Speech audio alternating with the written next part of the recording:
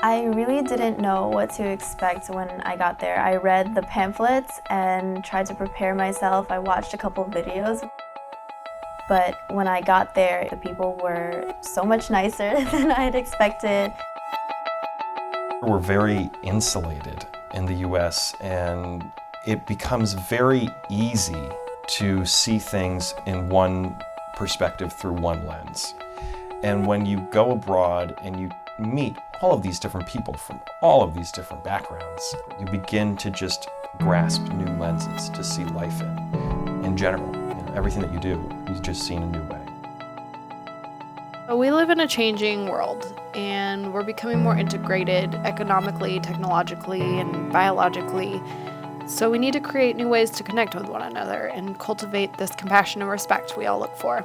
This is going to be done through examining conflicts, social structures, religions, and mindsets of another culture. That was pretty amazing to have these people really believe in the work you could do and help you carry it out. And yeah, my whole experience was more than I had ever expected.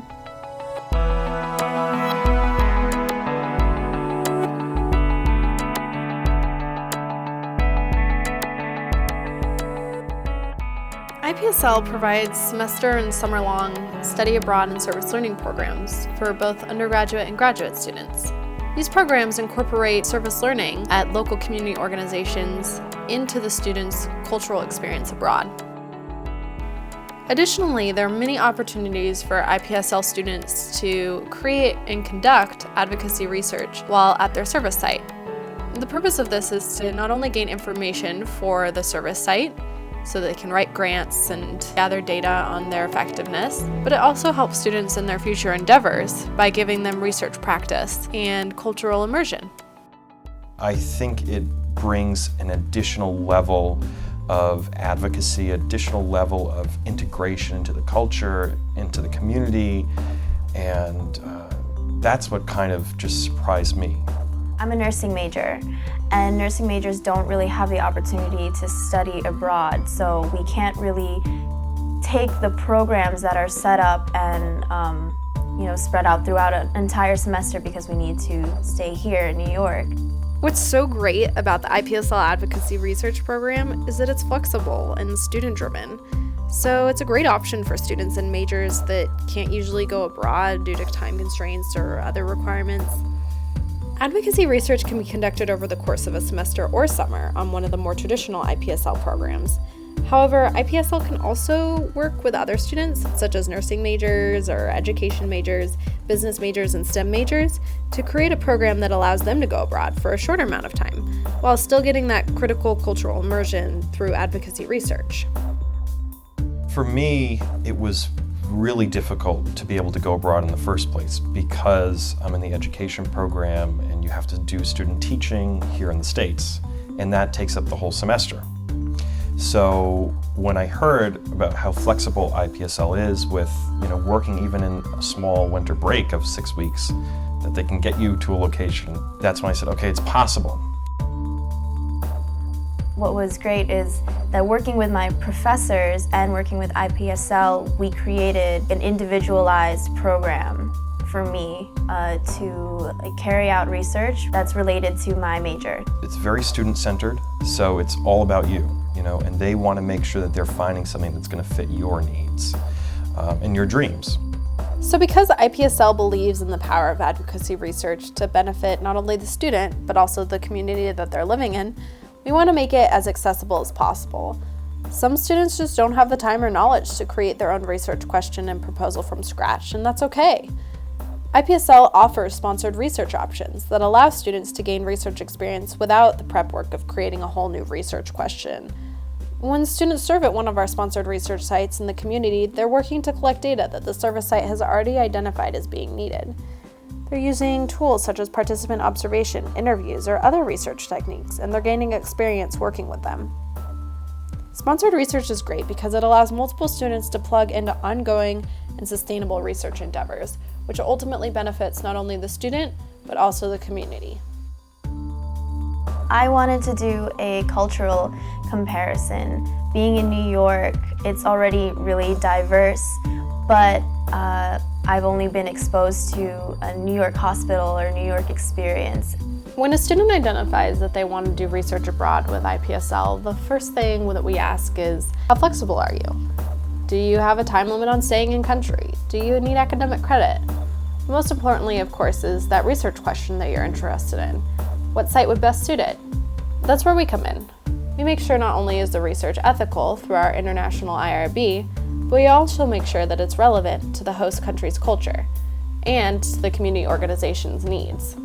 You kind of look at the scope and the map of the different locations that they have, and together you kind of look at everything. You decide collectively, like, okay, this is going to be the best fit for me. You find that location, you kind of decide on a research question and something of interest that you want to go out and learn more about specifically in that area. Most of the research structure comes from me and a few IRB documents. I had to have my research approved to make sure it was ethical and appropriate and that, they could gain something from it. What sets IPSL apart from other research abroad programs is that we have our own institutional review board in-house.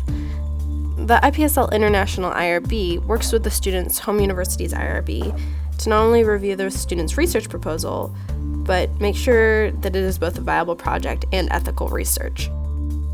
Once the students get approval from the IRB, the next step is to work with their academic advisor and the IPSL on-site program director to plan the logistics of the research process in country. And then you go out and do it. And you come back, you have some material to work with, and now it's time to put it all together.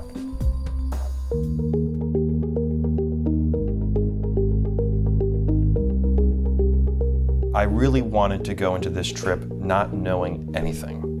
And maybe that wasn't smart, I don't know. It worked for me in the sense that I just kind of wanted to go in there very clear-headed and just very open-minded. It really worked because you just go in there like an open book and you're just ready for anything to fill the pages. And I get there on the first day and I'm thinking, okay, maybe I'll have someone to co-teach with or something. I had never had my own class before. So Mio brings me to my first class. It was 11th grade English. I walk in, he introduces me, and then he looks over and he says, all right, so you're good? And I said, yeah, sure. And so that was it. I just started teaching. In that moment, I was a teacher there. I did interviews of healers and healthcare workers, and so some of the staff over there would help reach out and ask who I could interview and make these connections. Like from the very beginning, like my very first interview, I was really nervous, but as I continued to interview people, I got used to it and I was able to think more quickly on my feet. The research process here is very easily structured. We know who to talk to, we know the sources to go to. Over there, it was really research done through observation and conversation. The biggest issues that I ran into while I was conducting research abroad was finding participants who had the skill level that I required to be a part of my study. I conducted interviews in English, and so I required that all of my participants have a certain level of fluency and able to participate. Also, a lot of the people that I asked were shy, and so they weren't as confident to volunteer. Different people, when you're interviewing them, have different expectations of you. So some people were very, very open to what I was trying to learn and were willing to teach me or answer anything I asked. And other people would be more wary of what I was doing, and I would have to explain more clearly like my intentions and my purpose. But that was fine because in the end, we both get a better understanding of each other, and it only helped my research. Conducting research in another country where you may not speak the language or understand the cultural nuances is a completely different kind of challenge than conducting research in the US. and IPSL understands this. And we also understand that it's not just about preparing the research proposal or getting it approved by the Institutional Review Board, but that it's actually about conducting the research on site in a culture that's different than your own. The IPSL Program Site Director, who is a local community member, acts as the local Advocacy Research Liaison. They are on site with the student and is the student's direct line of support while conducting this research overseas. They help to make community connections for the student, provide a translator if that's needed, and address the cultural, political, religious, and other nuances that the students may encounter in their interactions. IPSL staff back in the States, including the IPSL IRB and the student's home university academic advisor, also provide that background support so that students can be successful in their research abroad. The program director in Thailand, he gave me the opportunities. He said, these places are looking for teachers, and then working with actual ethnic Burmese students in Chiang Mai is what taught me how to interact interculturally with my volunteer participants.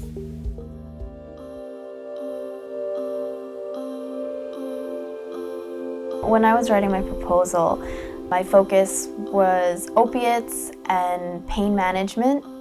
Well, when I went there, quickly learned that opium was illegal, and so I just pretty much changed my whole focus to still pain management, but more attitudes on how people manage their pain in different, using different techniques. And I was really interested in what were the techniques that were being used in the classroom that might have been different than what we were seeing here in America. And once I got there, I quickly realized the techniques had nothing to do with the story. And actually, what was really amazing and very unique was the culture and the community that was developed around the learning and education process. Everyone was supporting this culture of education and this idea that education was the opportunity out of this cycle of poverty. So that really became the narrative for the research that I began to do. A student's research question often changes once they're on the ground because it's impossible to anticipate what the community needs are, struggles, interests, before getting there and being immersed in their culture and their way of life. But a changed research question is a good thing, as it indicates that the student is listening and being sensitive to the needs of the community.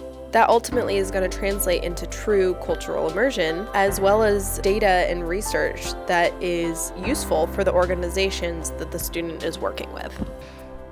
Definitely having IPSL help you through the process, work with you, set up those research questions, set up the structure. So even when the question changed, I still had a foundation to fall back on and work with.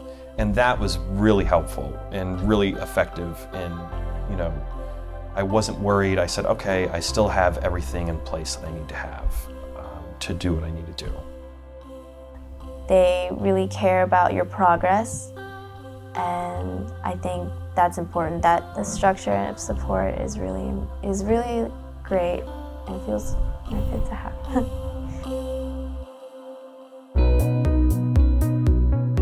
My hope is that the research will support the migrant school population, and that's really the population that I focused on. For them, they're always in need of funding. My school alone, just the one high school, K through 12, they were working with 800 to 900 students. My hope is that my research will at least bring awareness to this population that's in Thailand that will be there for many years to come. And hopefully it generates some level of advocacy for them on this side of the border. Some of the staff at CSDS, the Center of Sustainable Development Studies, would help reach out and ask who I could interview and make these connections. And in the process, they gained those connections, and everyone was able to talk and really share their ideas working together. It was a great team effort and just really allowed both IPSL and CSDS to spread out and just network more. When IPSL created the Advocacy Research program, they created it with two things in mind. First, they wanted it to benefit students by allowing them to take charge of their education and gain valuable research skills through practice abroad. Secondly, they wanted to make sure that this research also benefited the service organizations abroad. This is a critical component of the success of the program. Whether that benefit comes to service organizations from the newfound awareness that research can bring, the data collected by research students that can be used to apply for grants, or the connections in the local and international community that the student and IPSL can bring, IPSL makes sure that research students are not a drain on the service organization's already limited resources. These benefits are created through IPSL's reciprocal partnerships with universities and service organizations abroad. These partnerships are what make the IPSL Advocacy Research program so successful and unique. I don't know exactly what my research conclusion will be now because I have so much data to choose from, so much information to compile. So it's still pretty broad and up in the air right now for my research. But what I do know is that it was an unforgettable experience. The benefits of research are numerous to both the student and organization. And those benefits don't end with the student coming home. IPSL works to support the student as they return to the US and continue their research. Whether this is through publication help or conference support, IPSL understands how life-changing an experience like this can be and how it can open up the door for future studies and work. The IPSL research opportunity helped me prepare for my future career by giving me the skills to plan out a project and implement it. A lot of jobs that I've been looking for in my job search require that I have programming experience proposing, designing, and implementing events. And so conducting my own research, collecting primary data really gave me the skills and developed my capacity to follow through on a project that I've designed.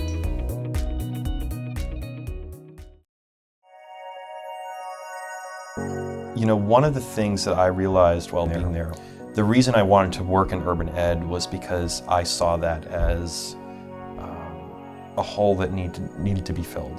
Something that, you know, these are a population of students that are in great need. When I got to Thailand and I began working with those students, they were so hungry for education and so hungry for knowledge. And I quickly realized that this was a population of students that was in even greater need. I want to go back. I really want to go back. My life goal would be to work there, teaching English. I mean, for me, it brought such immense joy. The journey of research doesn't end when you come home. It continues on academically and personally as you grapple with what you have experienced. Research is such an intimate way to get to know and explore a different culture, and as a result, it changes you for the better. IPSL really opened up my options and really introduced tons of opportunities for me. What this does to you is changes your perspective for the rest of your life. You really see a difference in, you know, the way you're living and you get to compare it to life somewhere else, and that really does change your life. I've definitely made more goals for the future after coming here. I know that now it's possible to make something up and really pursue it. Just a nice feeling. You can make something out of nothing with help from people like IPSL. You really do walk away touching someone else's life, not just yours.